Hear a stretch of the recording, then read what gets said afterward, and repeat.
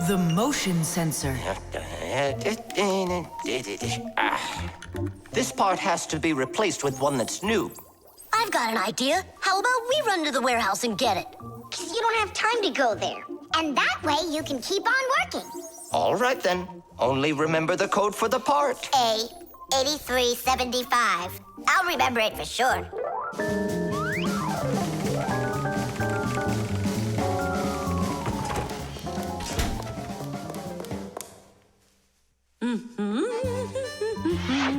Why is Elisa always there at the wrong time? Do we have to wait till she goes away?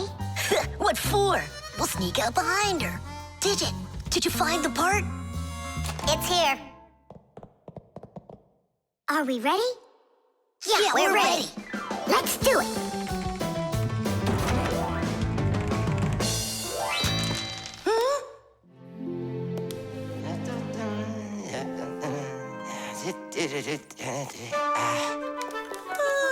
Professor Eugenius, you're in here.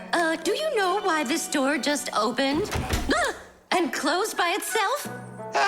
Of course I know, Elisa. It's because I converted it into an automatic one. You see, I installed a motion sensor above it. A motion sensor is like an electronic eye that watches everything that moves in front of it. Did you ever wonder how doors open by themselves at places like stores or at the airport? They open with the help of motion sensors. If the sensor sees that someone walks up to the door, it sends a signal to the door's electric motor. The electric motor opens the door and then automatically closes it after the person walks through it.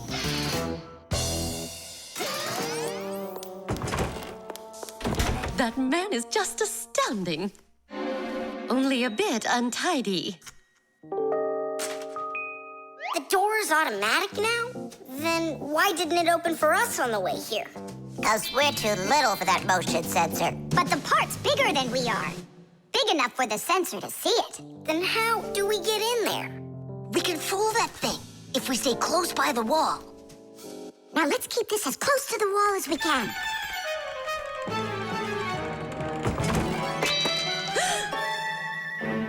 This door is a little too automatic.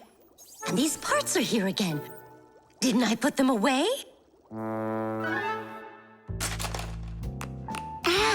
The sensor still noticed us.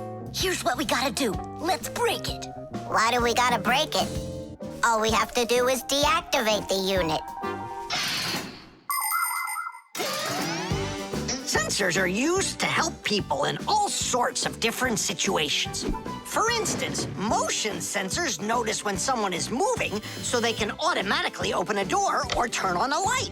Some automobiles are equipped with rain sensors. If it starts raining or snowing, the sensor automatically turns on the car's windshield wipers. There are also sensors that react to how much light there is. In the evening, when it gets dark, light sensors can be used to turn on street lamps. And in the morning, when it gets light again, the sensor switches them off. A smoke detector can sense when there's smoke inside. The sensor can be used to turn on a fire alarm or even an automatic fire extinguishing system.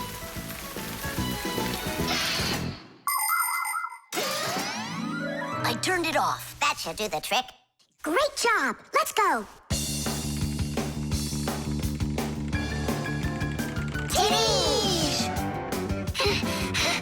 Professor Eugenius, mission accomplished. Well done, Fixies. Actually, not that well.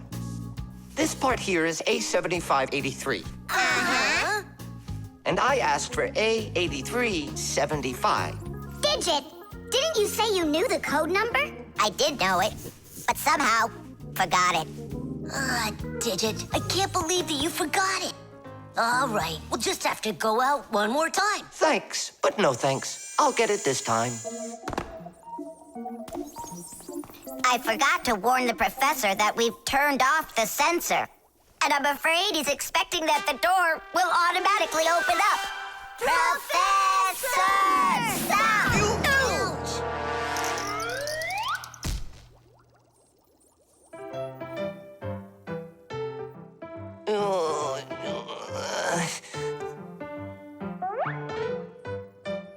Forgive us, we didn't mean it.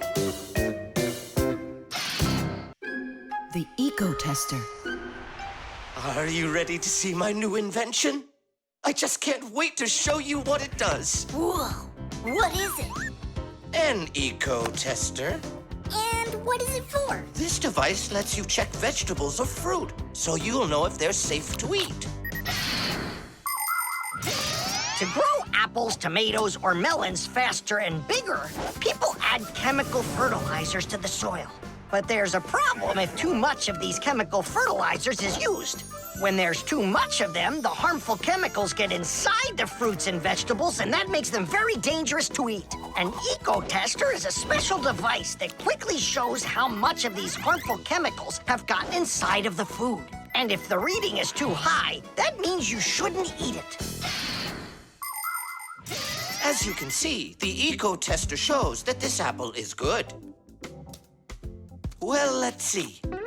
Look, this one is safe too. Ugh, it's not interesting this way. These apples are all safe. Now let me take this delicious apple and, make it bad.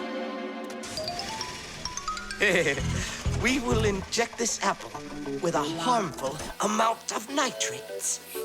How come? What do you mean, how come? So we can see how the Ecotester works.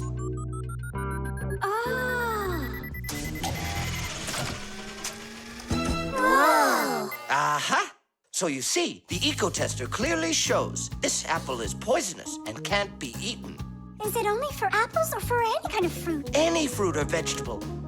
I can get a watermelon to show you. Could it really be true that watermelons can have nitrates too? Of course they can have nitrates. Humans often act without any concern for nature. The waste from factories, airplanes, cars, and cities causes tremendous damage to nature. Species of plants and animals disappear. Air, water, and soil become polluted. And many other kinds of ecological problems appear. And humans shouldn't think that ecological problems are just nature's problems. Because when humans harm nature, they are also harming themselves. People breathe in the dirty air, drink polluted water, and eat food grown in soil contaminated with chemicals. If humans don't want to drink milk filled with poisons, and they want to eat ecologically clean fruits and veggies, then they must learn to treat nature as their friend. Hey, why don't we test these apples ourselves? Nolik, help me out.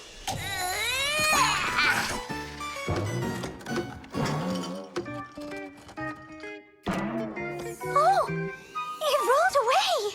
I don't care. That apple's poisoned with nitrates. Oh, apples.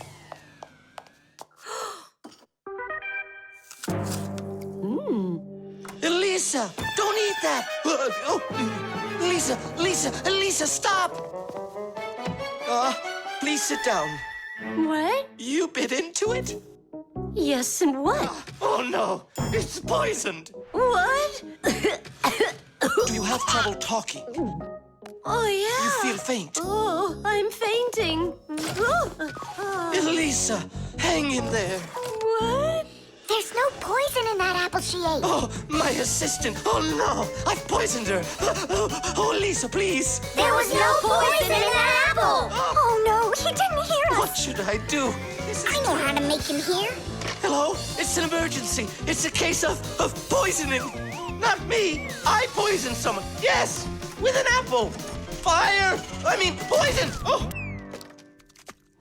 Professor, this apple has no poison in it. The bad one rolled away onto the floor.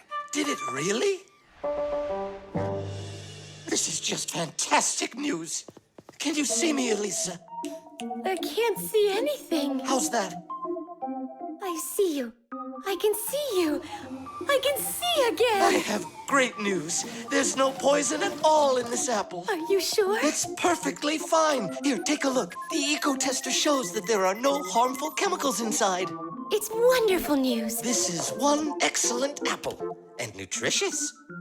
This appliance of yours is simply wonderful. Now she'll say he's a genius. Professor, you are a genius. Thank you for saving my life. Oh, it was nothing. Actually, it was Nolik. He saved her life. I did? Dropping the watermelon was your idea, wasn't it? Ah, you're right. I saved her life. Chess. How about that? Then I'll play my pawn. And I'll play my pawn. Grandpa's, we need our spool, and it's missing. Oh, congratulations. Professor, have you seen it anywhere? The spool? I haven't seen it. We're playing chess, can't you see? Do you like board games? Like dominoes, for instance. Just about everybody has played it. But do you know where it came from? Dominoes was invented by the ancient Chinese. They made tiles and decorated them with dots like on a pair of dice. And this is a game that looks a lot like checkers, but it's a lot more challenging. It's called backgammon. Backgammon originated in Persia, and from there it spread all over the world. But the most challenging game of them all is the game of chess. Chess was invented in India, and today the game of chess is loved in every country. It's played by adults, by children, and even by computers. Chess is a real sport. But the most important thing for playing chess is not the power in your arms, but the power in your brain. Hey, look, I found it! Yeah! Hey, what's going on? That's our spool. Please let us take it back. There's something we have to do with it. But we're using it. Can't you wait? It's a replacement for the missing pawn. Oh, Nola can work for a while as the pawn's replacement. Yeah, I can do it. All right, you can take it. And you stand right over here. 1, 2, 3, up we go! Class. So how do we play? You're going to play for the whites. And now I'm going to capture your knight. And we're gonna knock over yours. Take that. Whoa, whoa, whoa, young man. Slow down. It goes back here.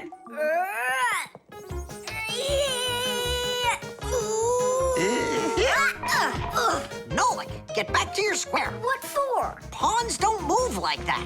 And how do they move? Only one square per move and only forward. Of all of the pieces, the little pawn is the weakest. What a mess. So which one's strongest, huh? This, it's the queen. She's the most dangerous threat to the other king. Aw, how come I couldn't be queen? Then that black king would have to deal with me. Oh, yes. In chess, each player has a black or white army with 8 pawns, 2 knights, 2 bishops, 2 castles, and a queen. All of them work together for their king, trying to protect him while attacking the enemy's king. If the king finds himself in a position where he can be captured, the attacking player says check. And if the king finds himself with nowhere to run from the attack, it's called checkmate. Whoever checkmates the other player's king first is the winner. I'll move my queen. Yeah. And me, my queen. Then I'll just capture your queen. Really? Then I'll just capture yours. Grandpa's, should I go now? Not yet. So, do you feel like surrendering? Ha! You're kidding. Do you? Nolik, forward, Hooray! We'll step aside. forward. Aha! Next I'll go and capture the knight. He got away. All right, pawn, and once more, go forward. Grandpa's, where do I go now? Don't you see the edge? Don't go anywhere. Now you're the queen. What? The rules of chess say that if a pawn makes it all the way to the other side, he can become anything that was captured earlier. Hooray! Then I'll be the queen, and I'll be the strongest piece in the whole game. Hey, queen, get back here. In case you don't know, this isn't over yet. We capture the pawn with the queen. Queen, this is your new place. Check. Check. Yeah? Now come to here. Checkmate, my colleague. Of course it is. It is, mate. Yeah, I lost. Hooray! Tadish, tadish, tadish! Professor, we found the missing pawn for you. So that means Nolik can leave with us. I'm not going anywhere with you. Chess is the greatest game you'll ever play in your life. Oh, you should have seen how I put Professor Eugenius into checkmate. Really? Well, Grandpa's helped me a little. Actually, it was Grandpa's telling me where to move. But I'm the queen now. The Keycard. Whoopa! Well, Professor Eugenius, your kennel's back in action. Tadish! Ah, why, thank you. I've been longing for a cup of tea. Yes. There's no tea left in here. Then I'll go ask Lisa if she has some. Look! Professor Eugenius! You forgot the key! The key! Don't close the door! Simka, you must be joking. That's a key.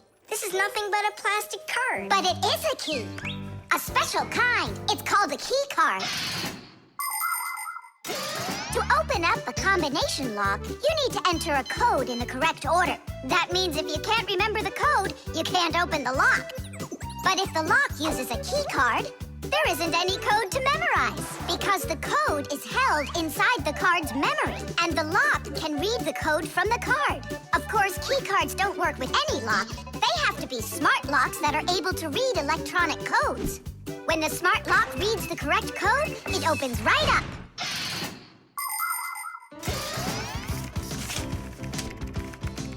Elisa, do we have any tea here? Of course, Professor Eugenius.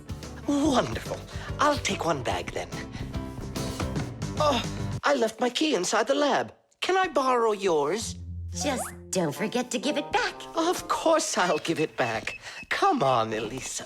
I got myself a tea bag. Professor Eugenius, the water's boiling. Fantastic. Ta-ra-ta-ta-ta-ta-ta. Ch-ch-chai. Wait a second. Oh no. I was supposed to give something back to Elisa. Why don't you go and ask her? Right. I'll be right back. Professor Eugenius!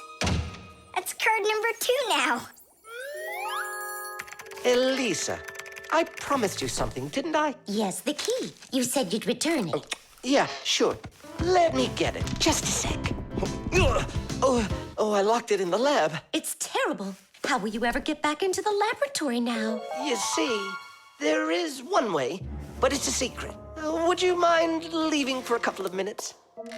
Colleague, Professor, can you do me a little favor? The key. I think I left it on the table. Yeah, right. It's true. So how do we solve this? I need to think about it. What's there to think about? We just have to go and push it under the door. You think you can do it? Yeah! It's time to get to work. Hey, what's going on? Oh, were you just calling for me? Yeah, no, Lisa, not for you. It's so heavy. Do you know where Digit ran off to? Ow! Digit's off somewhere thinking. He's always doing that when it's time to work. Hard to port. Hard to starboard. Way to go, Nolik. Then who were you talking to? Actually, Oh, what's that? where? What? What was that? Come on, let's try again. Look, do you see that? It's telekinesis. It's the power to transport things with your mind. You are just astounding. Was that done with your mind, too? The door? Yeah, sure. You are a genius. Professor Eugenius is a very talented scientist and a dear old friend of the Fixies. He always helps the Fixies, and the Fixies are happy to help him too. Professor Eugenius let the Fixies set up their school right here at his laboratory. It's hard to imagine a better place for a Fixie school. People from all over the city bring all sorts of things to the laboratory to be tested, from computers, phones, and furniture to food and toys. Professor Eugenius uses his expertise to check the quality of all these different things. To help him carry out his experiment, his laboratory is filled with a variety of tools and machines. Yes, Professor Eugenius is a very smart man, but he can be absent-minded. Lucky for him, he's got us Fixies around. Thanks for everything. Sliding the keycard under the door? That was Simka's awesome idea. But the door opened wide while the card was still on the floor. That's strange. There's nothing strange about it. I'm the one who opened it. How? I climbed in the lock, that's all. Figured out how it worked, and titties. Very clever. That's a real tadish. I guess that thinking before you go and fix something ought to be what we all study next. The antenna. Wow, is this cool or what? Ah, hello there, little Fixies. Did you come to see what I'm working on? Professor Eugenius, tell us what you're planning on doing with this huge thing. Well, I hope to use this fantastic device to make contact with aliens. Since ancient times, people have wondered, is there life on other planets? What might aliens from outer space look like? And what kind of spaceships do they travel in? There are some people who say that they've seen alien spaceships and that they look like flying saucers. There are even some people who say they've actually made contact with aliens. But personally, I'm sure it's just their fantasy. And science hasn't been able to prove any of these stories either. The one story that makes me laugh harder than all of the rest comes from a guy who claims that he saw aliens with his own eyes. Can you believe it? He said that there was a group of tiny aliens that looked like humans with glowing hair. It seems to me that this guy just happened to spot a few Fixies who weren't able to hide from him in time.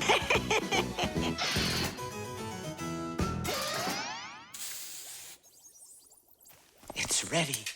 If I could talk And now what? to the If aliens. the aliens are out there flying by the Earth, they'll see this plate, get hungry, and come for food? Aliens don't need a plate like this, silly. When they've got plates that fly, flying saucers. You're both silly. This thing isn't a plate at all. It's an antenna. Antenna? Antennas help people receive radio signals. They come in all sorts of shapes and sizes, like this, or this, to pick up a signal that's very weak. Powerful antennas that are shaped like large dishes work the best of all. When radio waves hit the dish, the waves all bounce off of it and gather together into one point. This makes the signal stronger and clearer. The most powerful dish antennas can even pick up signals from outer space.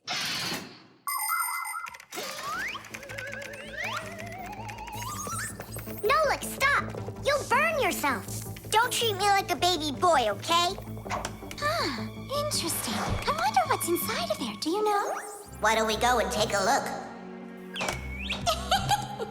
I was only trying to help him out. No need, Nolik. The soldering iron is way too hot, and I'm practically all done here. Ta-ta. Then let's start looking for those aliens in outer space. Just 1 second, Nolik. There. Uh-oh. And now,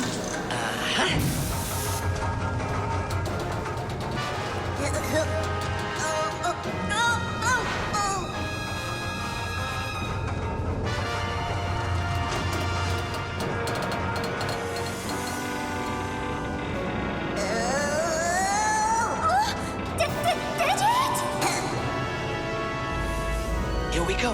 Nolik, Simka, let's see if we can pick up signals from outer space. What do you think? Is it night right now, where the aliens live? What if they're sleeping? Quit bothering the professor with your nonsense. Let us out right now. Can't you hear us? Please let us out! I'm afraid there's no way they can hear us from this far away. I can't hear any signals. It just sounds like static. Be patient, you guys, and keep listening.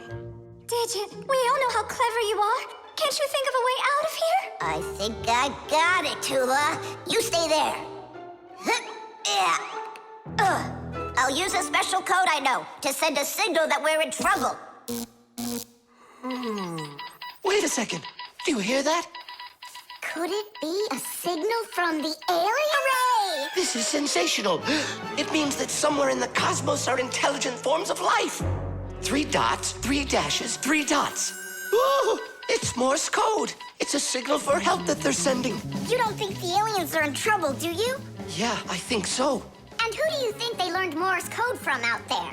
Yeah, that's strange. There are hardly any Fixies that know that code. Digit does. Ah, and where is he, you know? And where's Tula? Well, I think I know exactly with which aliens we made contact. I think I know it too, Professor. Lower the antenna.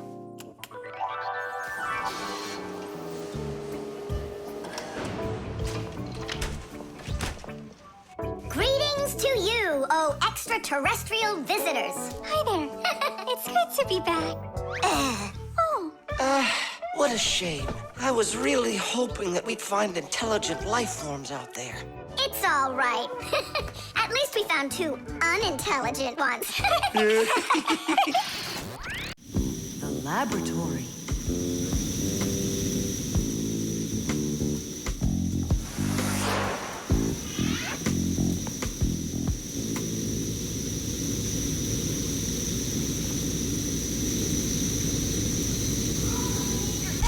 You've got to get to the school right away! What did he say? that we've got to get to the school. How come? Did you hear why? I didn't, did you? I wonder if Simka didn't go to school today. Or if Nolik got into some kind of mischief? Oh, I'm worried this is something serious. La la la la la la. And that's 5, 6. I like this hairstyle. 7, 8. Hi there. Hello, Verda. Where's Grampus? I'm not positive, but go and look in the chemistry area over there. Over in chemistry? Tell us, was Nolik doing anything wrong today? Nolik? He's always fooling around. Right. So we're not here for anything Nolik did. Maybe something awful happened to him. Like what? Well, how about anything? This isn't just a school for Fixies. This is a laboratory. The laboratory where Professor Eugenius works is always humming. In the mechanical zone, Professor Eugenius tests all sorts of different devices to see how well they're made. In the chemistry zone, he conducts experiments on the quality and safety of food. In the electrical zone, he repairs electrical devices and checks their safety. Unfortunately, the professor can be absent-minded, and that can cause things in his laboratory to bubble, spark, or even explode.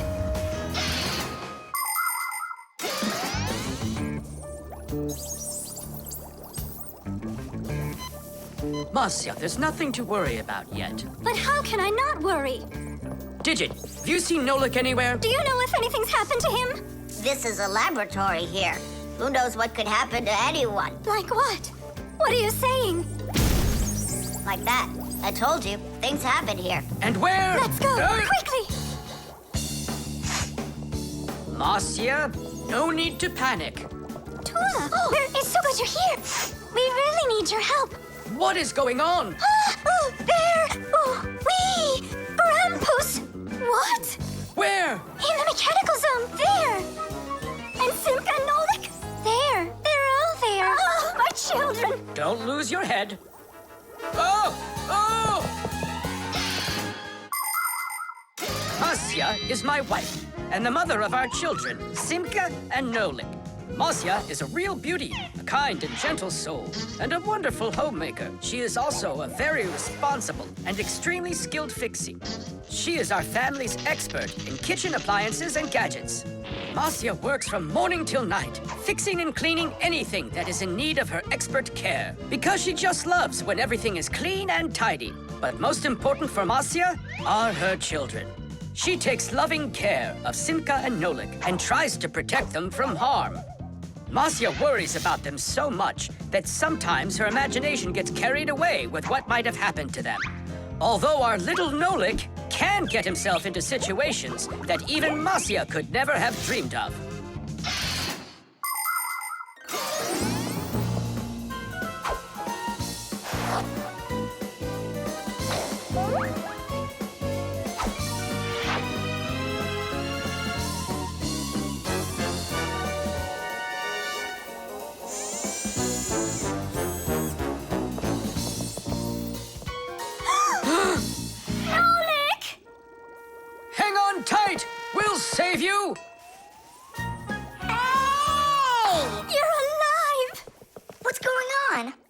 to be safe from anything. So it's Simka we need to save, not you? I don't need saving either. I'm fine. And what are you so worried about? Everyone's alive. Then why did you make us come here? I need you to help with a little accident we had. Nolik, was this your fault? Oh, no, it's not Nolik's fault. Quite the opposite. He was trying to help me fix it. Papoose, we need you to help us with one of the pieces that we couldn't get back in place. This one?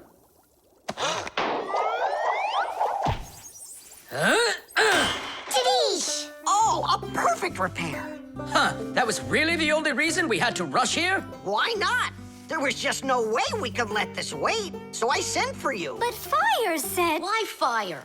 Why is it always fire? How come you had to scare us so badly? I'm not the one who scared you. You did that all by yourselves. The airbag. We're gonna be late. We'll make it.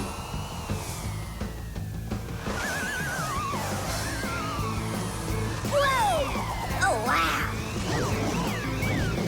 Hey, slow down there. I'm a super duper racer.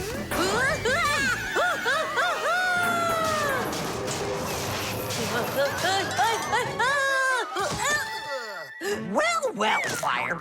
Again, risking your life. And super racers like me can always count on luck. You know, Fire, counting on good luck is stupid. It would be better if you would keep your mind on safety. Actually, today, Professor Eugenius has something really special to show us. He's going to be testing an airbag. What's that? Ditch it. Explain it. Everybody riding in a car has to wear their seatbelt, because if the car has to stop quickly, the belt will hold the person back.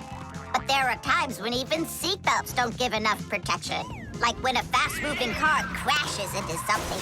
When that happens, the driver and passengers can be protected by an airbag. You can't see them when they're folded up because they're hidden, but if the car is in a crash, the airbags blow up very quickly, and the person bumps into the bag instead of banging into the steering wheel or flying through the windshield.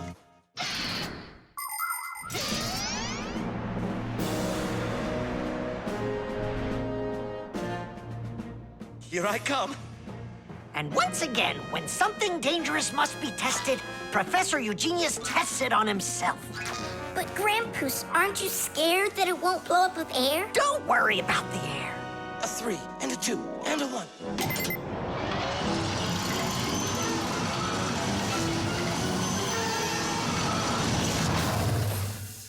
The airbag filled up in an instant. Did you notice? Yeah, but how does it do it?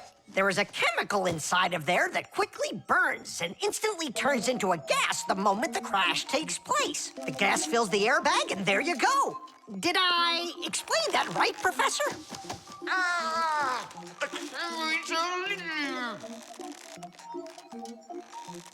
We've got to get him out. Stop! We'd better call for help.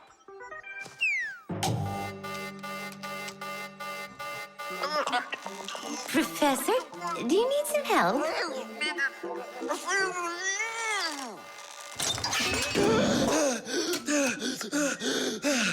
Thank you, Elisa. Sorry to take you from your work. You're free to go. Professor, how did you manage to press the button from way over there? I managed to hit it on the fly. You are just astounding. To keep small children safe while they're riding in a car, they must be buckled up with a seatbelt inside of a special booster chair. But kids also need to be careful when they're riding a bicycle, skateboarding, roller skating, or riding a scooter. First of all, it's best to keep off of roads where there's too much traffic. Second, put your protective gear on. For your arms and legs, wear elbow pads, gloves, and knee pads. For your head, wear a helmet. That way, if you fall down, you won't get badly hurt. And third, make sure that people can see you. If you're out riding in the evening, your clothes and bike must have safety reflectors on them. They let drivers see where you are by reflecting the light from their headlights back at them. Remember, better safe than sorry. Here we go. Well, I hope this time I've got it. Should we call his assistant right now, just in case? Let's just wait and see. Ready, set, go! Grampus, he needs to be rescued. No need. I made a change to it. Now the bag not only inflates automatically, it deflates itself as well. Splendid! As you Fixies say, Today's lesson is done. Hooray! Come on! Where's my Fixie board? I've got your Fixie board, Fire. Here you go. I just went and equipped it with an airbag. Really? Ha! How come? You know I'm a super racer. See? Woohoo! And that's why I installed it. Super racers don't need airbags. We never, ever.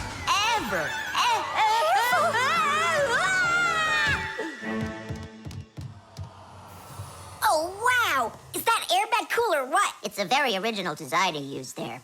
That design is my own, and Fire ran the test. Professor, will you make an airbag for each one of us? You all will get them real soon. But even so, Caution and care make accidents rare.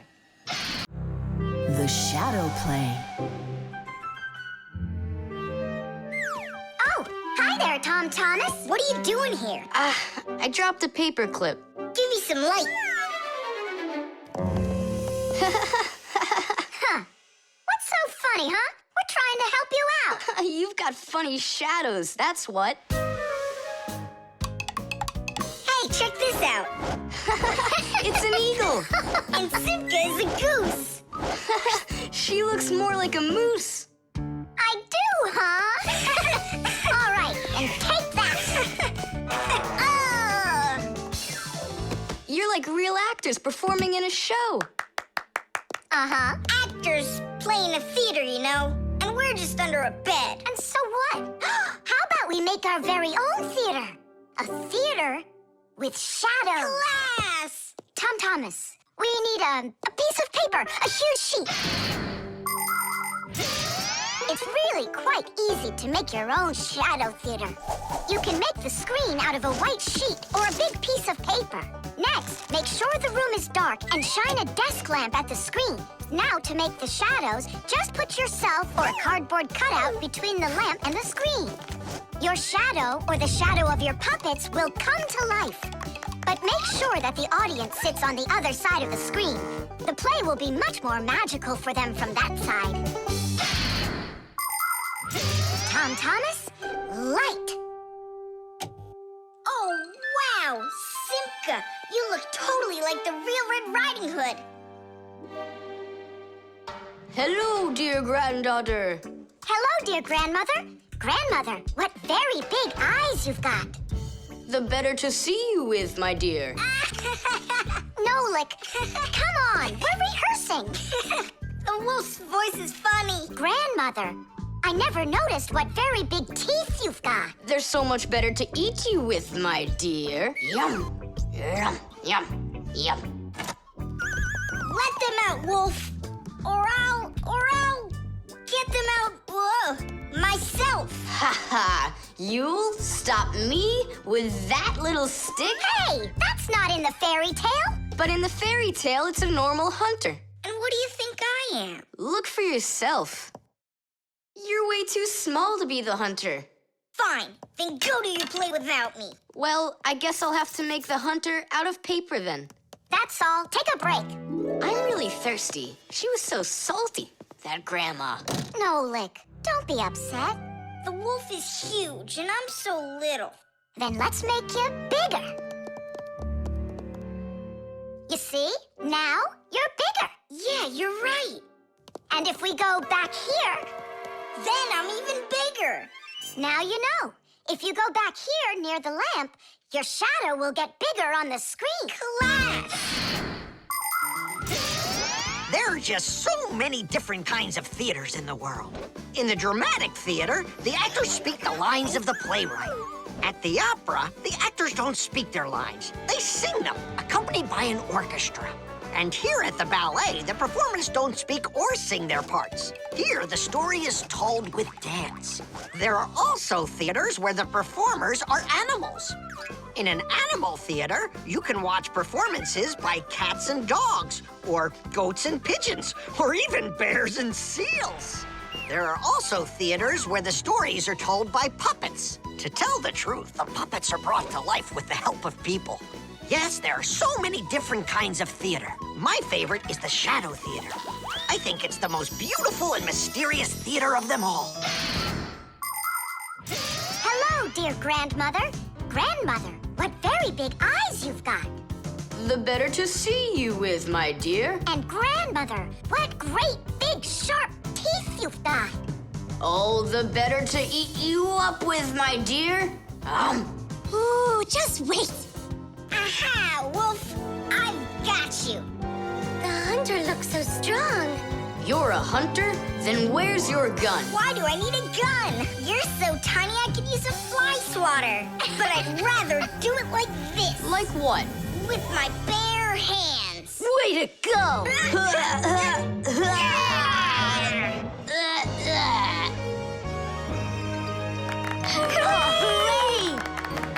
Splendid. Who was your favorite? Mine was the grandmother. Well, I think Red Riding Hood was the best. For me, the hunter. He was so mighty and so fearless. And for me, the special effects. The baby monitor.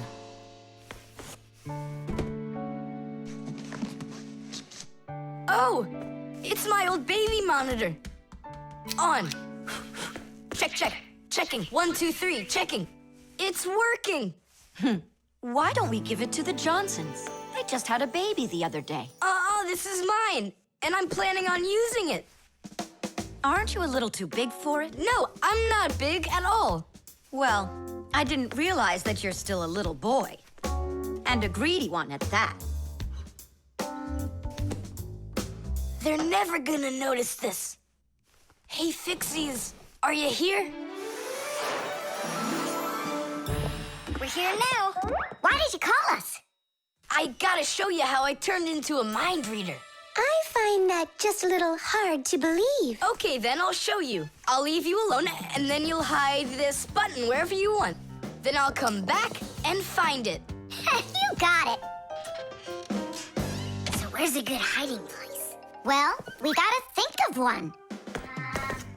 Right here, under the keyboard. Great! Go on, Nolik. Come on in. We're ready for you. And now, I'm going to read your thoughts. Here I go. You hid the button here. Look! Ta-da!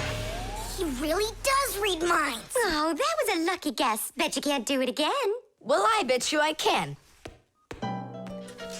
We're gonna have to be sneakier. Verda, she's the most beautiful girl in our class. She knows it, too, and doesn't hesitate to use it. She can even be a bit sneaky, like when she needs help with her homework. Then Digit suddenly becomes her best friend. But if she doesn't want to carry her pack-a-mat, she'll say, "Fire, please help me. You're just such a strong Fixie." But all us boys like her just the same. Digit does, and Nolik does, and I guess I do, too. Although, I really like Simka more. Or maybe Verda. Or both of them. I haven't decided yet. Verda can be difficult and even bossy sometimes. But one thing I know for sure, Verda's a good friend. A friend that'll always come help. Well, that is if she's able to pry herself away from the mirror. I think that we should throw it down into this pencil cup. But then we concentrate on another place. That is good, but it won't work, Fixies. Come on in.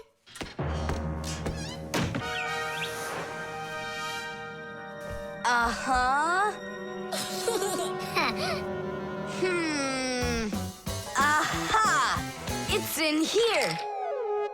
Tidish? Simka, were you thinking about the cup? No, I swear.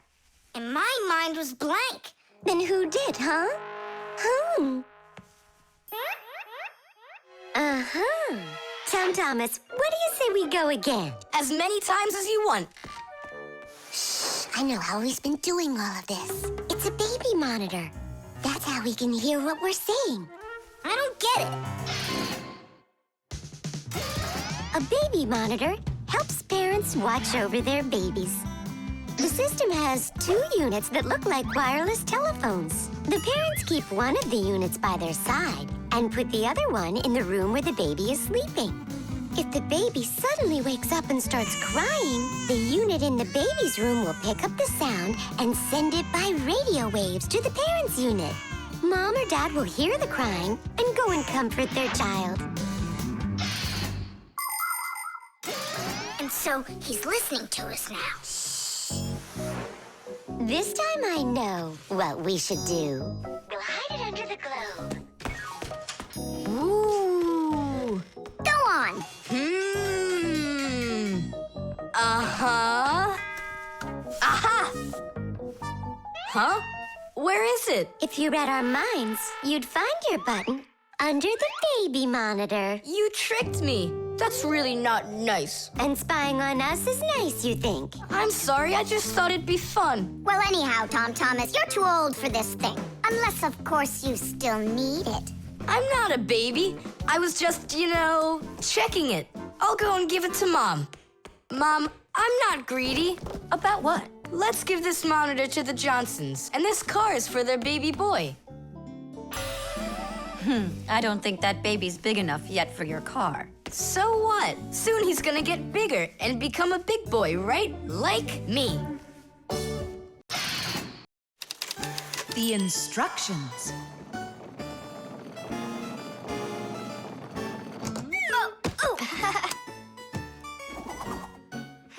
It doesn't work. Try putting it in the other way. Did you read the instructions? Why would I? Instructions are for dummies. Yeah, instructions are for dummies. All right. Oh, what's going on? Whoa! My battery! Instructions teach us how to do things right. Instructions for a piece of furniture explain how to put it together. With the instructions for a television, we can adjust the picture and sound the way we like them. Printed on a box of oatmeal are the instructions for how to cook it. The instructions for medicines tell us what the medicine is for and how to safely use it. So always read the instructions if you want to do things right and avoid a lot of problems. I found it. Here it is. Here you go, Tom Thomas. Whoa. We got your new chair, but it has to be assembled, and I'm afraid it'll be a little bit difficult for you. No, it won't. Don't worry, Dad. I'll do it. Finish before dinner, and we'll get ice cream tonight. A creamsicle. 2, okay? First, assemble the chair. Tom Thomas, can I help you put the chair together? Come on. Hey, first you two need to read the instructions. Simka, stop being such a bore. What, like I haven't seen a chair? Or like I haven't seen a chair?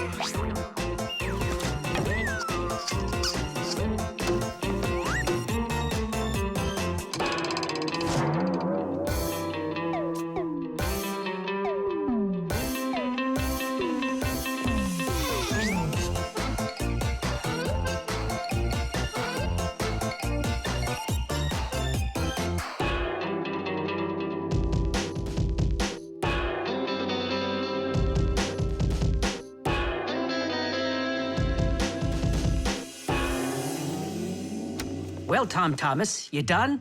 Dinner's ready. Let's go. Oh, Dad, no. I need another 2 minutes. Simka, help me. How? What does it say I have to do in the instructions? Ah, I thought you could do it without him. All right, I'll help you. Let's see. Take this part over here and that one over there. Nolik, get a screw. No, the longer one. It's over there. The very first stools and benches appear as far back as ancient Egypt. The pharaoh's stool was special because it had a back. It is thought that the pharaoh's stool was actually the first chair. For a long time, a chair was considered a luxury. Rich noblemen would bring their own chairs to parties. And the more important the man, the higher the back of his chair. It wasn't until the 19th century that chairs became part of every house. Today, there are just so many different kinds of chairs. There are wooden chairs, plastic chairs, metal chairs, chairs with legs, chairs with wheels, folding chairs, baby chairs, just all sorts of chairs. Well, how could people sit down at the table with no chairs? Ooh, I think we'll make it. Screw it in, quickly. Nolik, we need one more screw. But there aren't any. There is, you gotta find it. I already looked everywhere. Tom Thomas, time's up. Nolik, you have to help. How? Just for a minute, that's all. Turn into a screw. If it's only a minute, I'll do it for you.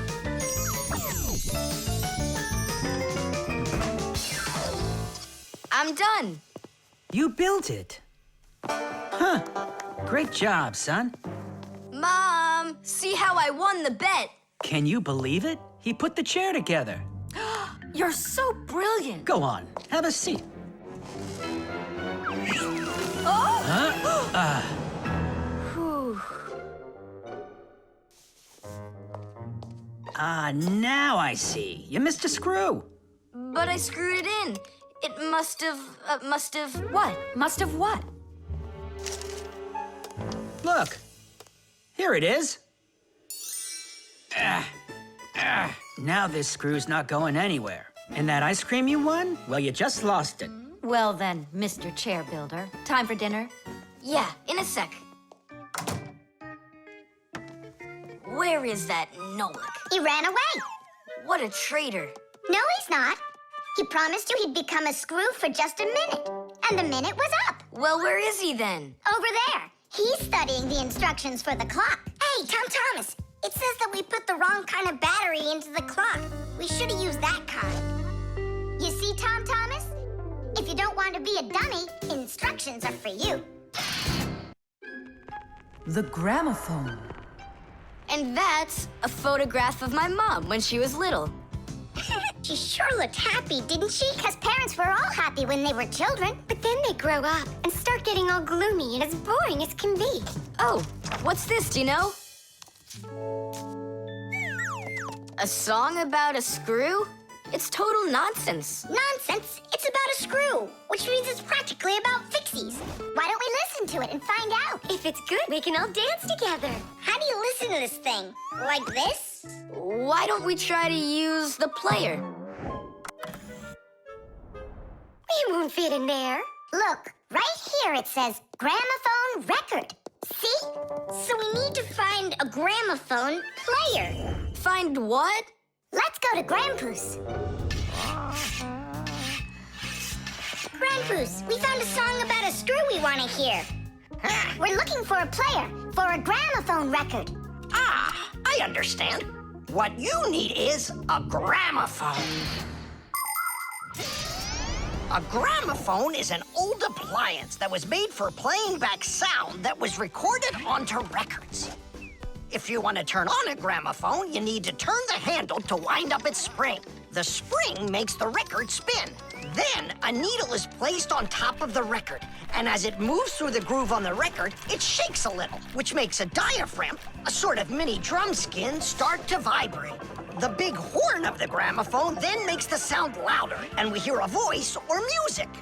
The most amazing thing is that a gramophone doesn't have an electric motor or any electronics. That's right. You don't need electricity for a gramophone to play back the sound that's recorded on a record. That's because a gramophone is an entirely mechanical wonder. If you want to know, there is a gramophone in the office of Tom Thomas's dad. It's on the desk. Great, let's go. Thanks would be nice.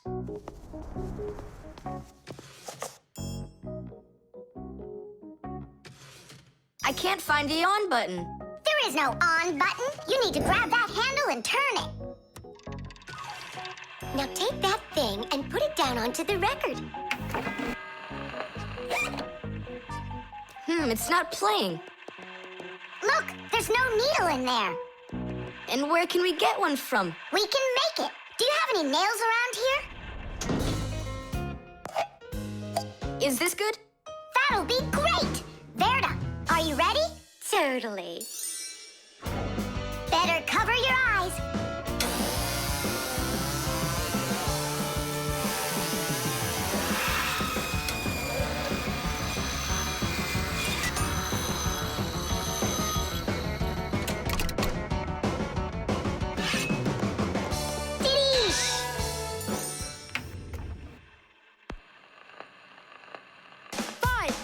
It's working, listen. A little screw went for a run, and now without this little part, everything just falls apart. If you think a screw is nothing, take it out, but just beware. Everything will break without 'em, with no little screws in there.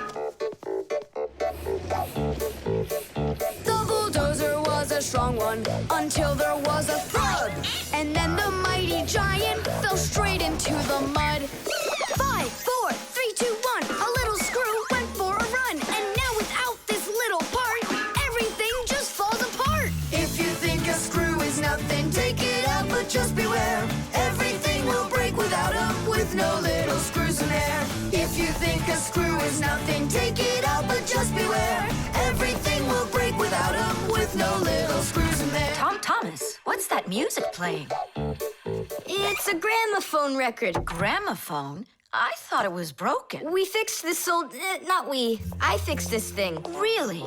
What a wonderful boy I've got. Other kids are breaking things and you fixed them. What do you say we play that record once more? I used to love it so much when I was little. The mighty crane was working until there was a pop. And then the mighty giant gave out and lost its top. 5, 4, 3, 2, 1. A little screw went for a run. And now without this little part, everything just falls apart. If you think a screw is nothing, take it out, but just beware. Everything will break without 'em, with no little screws in there. If you think a screw is nothing, take it out, but just beware. Everything will break without 'em, with no little screws in there.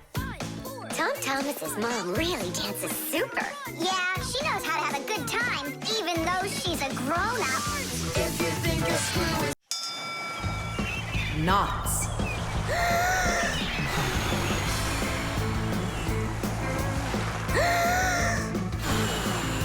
Nolik, there are pirates off the starboard side. Battery, fire! Hey, I'm not a pirate. Why'd you hit me? That's it. I'm tired of playing the wind. Where are my pirates? This looks great. Can I board your ship? And what are your skills? Tons, like protecting the ship and yelling hooray when we win. And how about good sea knots? Can you tie them? Of course I can tie them. Then tie up our treasure. And make sure it's good and tight. Pirates, prepare to attack! I got it. Whoa! That's done. Good enough. Hooray! It's good and tight. Now can you survive a storm? Without a doubt.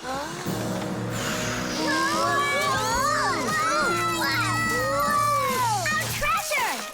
It's sunk into the sea. That was my mom's necklace we sunk. I'll pick it all up, don't worry. No, thank you. We'll manage ourselves. He calls himself a sailor. Go and learn to tie some knots. Try tying 2 ropes into a knot. You think it's easy? A badly tied knot will untie itself before you know it. Here's one way to tie it right. First, cross over the 2 ends like this. Now, to finish the knot, you've got to cross them over again. But not this way. It's got to be in the opposite direction. When it's done, it looks like one loop inside another. This kind of knot is called a square knot. And it won't untie as long as you tie it right. And that's just one of the many kinds of knots a sailor has to learn.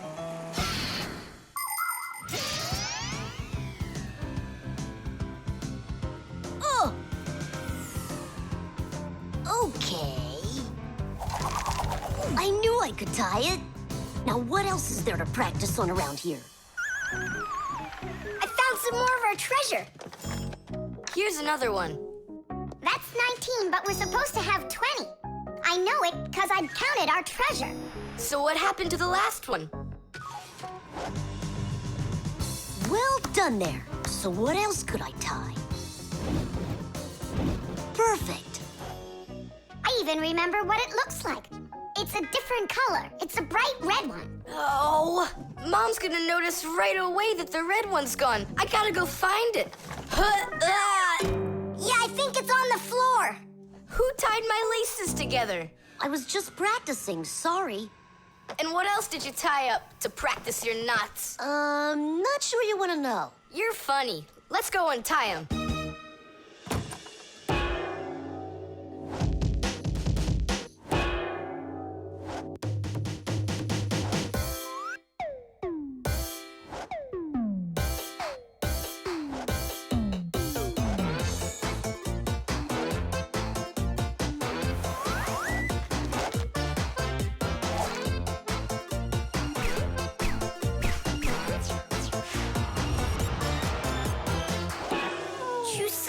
Don't look at me that way. I'm scared. She's just staring at her own whiskers, Nolik. And what have you done to her whiskers? Well, I tied them with the square knot. Fire, you're just a blockhead. And why don't you tell us what else you've done? Well, okay. I tied a decoration on her tail. That's where it is. We were looking everywhere for that thing. Fire, go and fix everything you've done. Chusaka, don't run away. Don't be scared. We just want to untie the knots. Sailors have developed all sorts of different knots. Without them, they couldn't control their sails. But we couldn't get by without knots on land either. Mountain climbers use tightly knotted ropes to help them climb and keep them safe. Fishermen tie hooks to their fishing line using special knots. You can't even pitch a camping tent properly without making a knot. When people sew, they tie knots in the thread to hold it in place. And doctors use knots when they stitch and bandage a wound. And a tie wouldn't be a tie if you didn't tie a knot in it. Sneakers won't fall off your feet. And the laces won't drag on the ground if they're tied with a proper knot. But sometimes things can get knotted up by accident. And that's one time when you don't need to know how to tie knots, but how to untie them. All aboard! Like that. Now the only thing left to do is tie a knot. Should I tie it? Are you sure it won't untie? You're joking. Why don't you go ask Chusaka if I can tie a knot like a sailor? Batteries. Oh, my little lemon, just you wait. One day you'll be a strong and splendid tree. She's talking with a flower pot. Oh, you scared me. Do you like it? Like what? My seedling, don't you see? It will grow into a huge tree. And there, amongst the green leaves, will be beautiful yellow lemons. Class.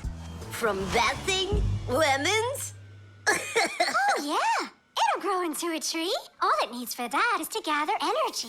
Get energy from where? From our sun. The sun? It'll be so slow. Oh, batteries would be faster than the sun. Batteries? I really don't think so. Tula, do you know how much energy they have? Let's just bury a bunch of those batteries in here, and you'll be watching your lemon plant shoot up into a tree. Are you positive? Absolutely. And where can we get the batteries? Over there. Professor Eugenius has a whole box full of them.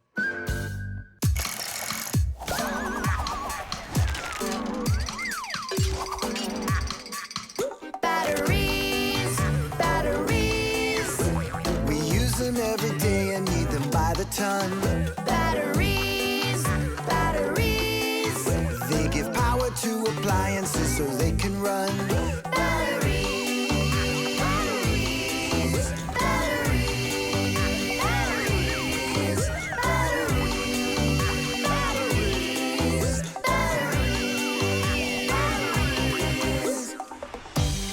That does it. We'll be seeing the first lemons before the week's over. The first battery in the world was made in Italy more than 200 years ago. When two different kinds of metal were placed in salty water, electricity started flowing through a wire from one piece of metal to the other. Many years have passed since then, but batteries still work in pretty much the same way. Today, you can find batteries being used for electricity just about everywhere.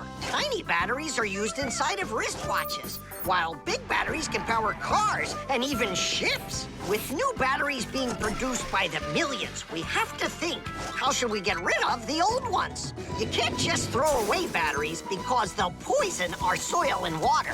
The best way to dispose of batteries is to take them to a special collection station that sends them to factories for recycling. Yes, it's a terrible idea to bury batteries. You can kill any plants that are growing there.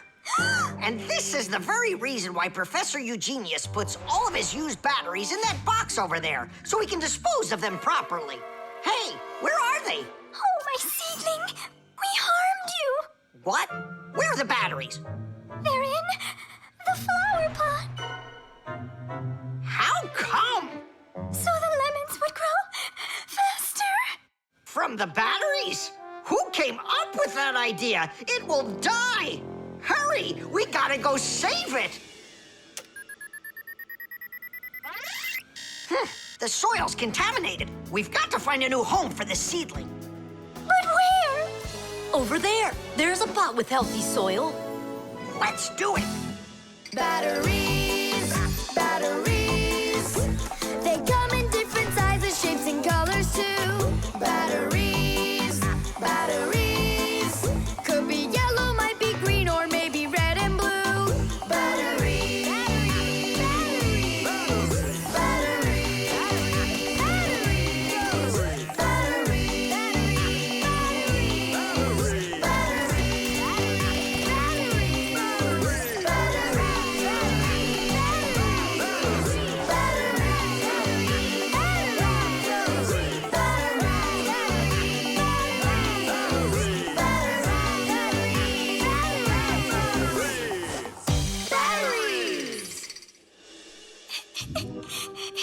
Don't cry, Tula.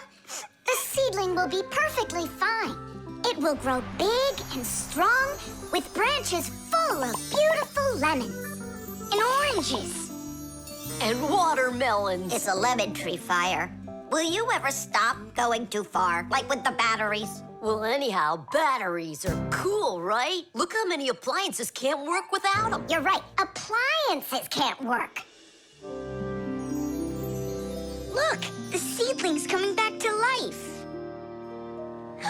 It really is. Tula, tell us, isn't it splendid? Splendid. The bee. Tom Thomas, Hello. how come you're eating jam straight from out of the jar? Because it tastes so good. Oh, a bee.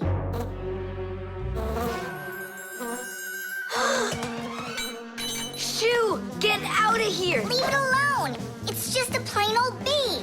Well, I was bitten by one of those plain old bees once.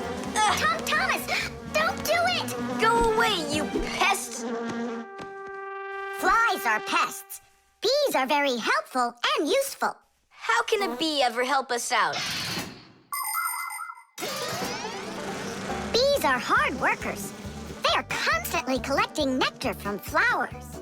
Flying from flower to flower, bees transport pollen on their bellies.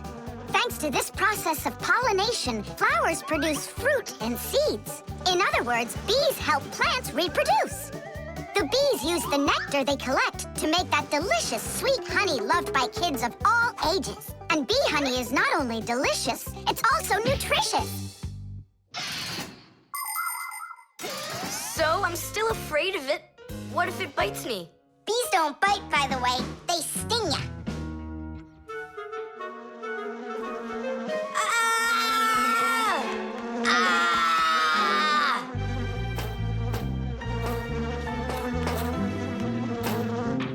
Well, now I'm gonna show ya.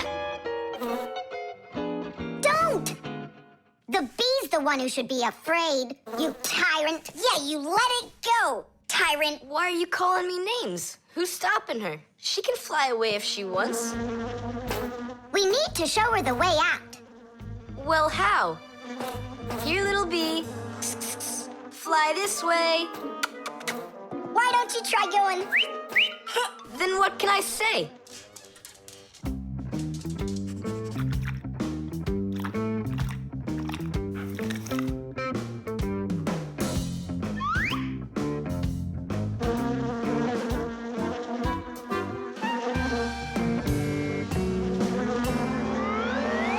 Chisaka, don't move. It'll sting you. It doesn't want to sting. Both of you like to eat sweets. You like eating jam, and so does the bee. Why don't you carry Chisaka to the window? Go on, fly. No, that's not gonna work. You need to go and get more jam. Here, little bee. Yum, yum. Go on and fly. You're free. Let her eat first. Don't be greedy. I'm not being greedy. If she eats, she can make honey out of your jam. Long ago, people could only collect honey by destroying the nests of wild bees. And that went on until someone came up with the idea of taming those insects. They started by leaving enough honey for the bees to survive through the winter. People took care of bees in these hollows until they learned to build small houses for them called beehives. And a town made of these bee houses is called an apiary. Bees live and work together in the beehives making honey, while beekeepers take care of the bees and collect the honey. Bees are real team players. They tell each other where the best flowers grow. Do you know how they do it? One of the bees does a dance. And then the rest of the bees watch the dance and learn where they need to fly. You poor thing. Tom Thomas tired you out. I told you there's nothing to be afraid of. You see? She's just so nice and kind. I'm not afraid of her. She wouldn't let me eat my jam, that's all. Well, now it's time for you to fly away. Whoa! She's playing rough here. I want to try. Nolik. You're too little. You'll have to grow to do this job. Whoa, whoa, whoa. Calm down now. Now let's fly. Hey, Simka, the window's back there. I can see that without you. So how can I get you to turn around? Cool. Hooray! She's listening to me. Phew! Woohoo! Don't miss the window. Now!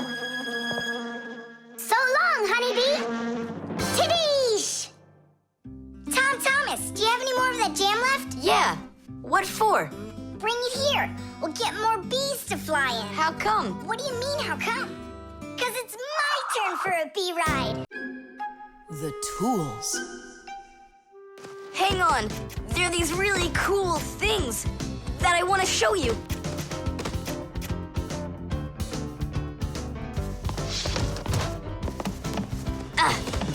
Whoa! Whoa, look how many things you got all at once.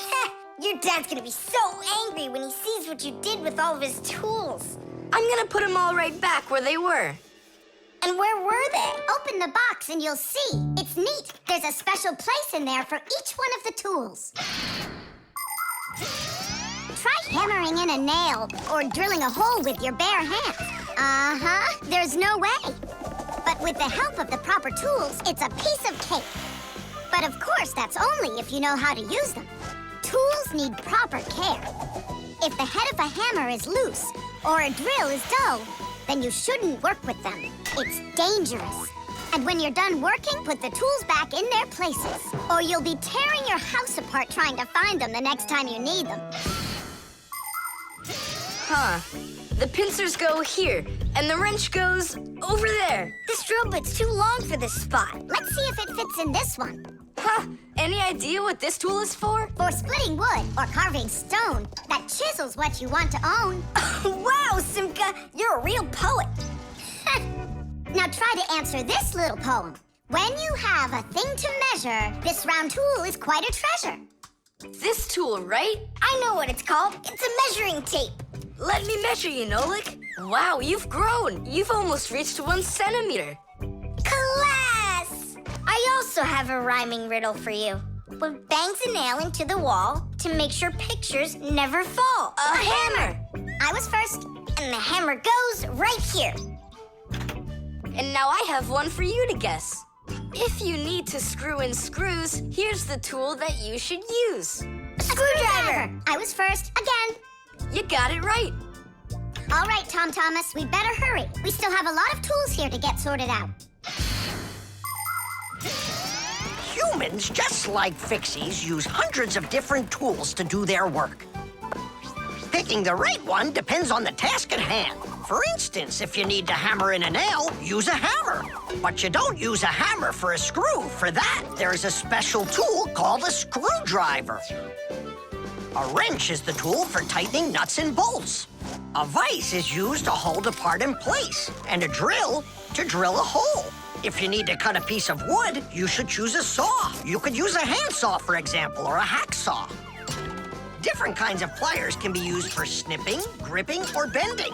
If you need to smooth something down, you use a file. If you learn how to work with tools properly, you can build just about anything. Looks like we did it, just in time. Oh, and how about this? Do you know what kind of tool that is? I don't know. There's no place for it in here. Just throw it out. Come on. And what if my parents use it? Looks like we did something wrong here. My dad came home. Tom Thomas! I'm in here. Hi there. Reading. Way to go, son. Huh? Oh! I don't get it. Where is it? What? I put a piece of metal under the table leg so it wouldn't shake, but it disappeared. So that's where the tool's place is. Did you take it? What? I didn't. It must be somewhere under the table. And you look under the sofa. All right.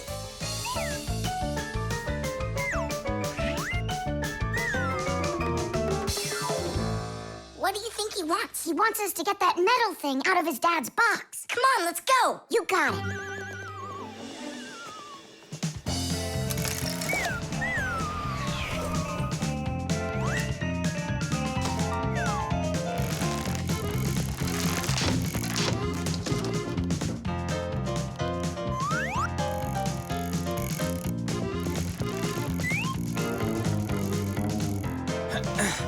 Any luck? Uh-uh. Me neither.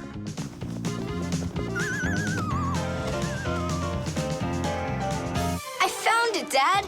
It was under the table, just like I told you. Huh. You were right. It's strange. How could I have missed it? Maybe you're just, tired from working too much. Maybe. Tadish. What? It's a new word, Tadish. Tadish. I do like the sound of it.